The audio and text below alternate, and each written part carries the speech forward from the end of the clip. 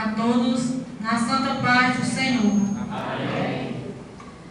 Eu, nesta tarde, estou muito feliz por estar realizando esta homenagem aos 100 anos da Igreja Assembleia de Deus. Pois eu quero, neste momento, dizer para todo aqui presente que eu vim de uma raiz que não era crente, mas a minha tia, em saudosa memória, Angelita Dantas, foi uma das primeiras pessoas a congregar na Assembleia de Deus. E através dela, eu pude também ter essa felicidade que hoje eu compartilho com todos os meus irmãos, que para mim é uma grande honra ser crente da Assembleia de Deus. Isso me engrandece muito, porque o Senhor, Ele é um Deus todo-poderoso, porque sem Ele nada se faz. Tudo é Ele que faz.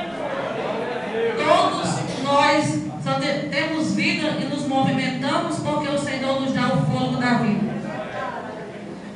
E eu quero nesta tarde também dizer que eu estou muito feliz, estou muito emocionada. Vocês me desculpem alguma falha, mas eu quero parabenizar ao pastor Martins por estar aqui. Quero agradecer, e parabenizar o pastor Coriolando por estar fazendo agora, ele é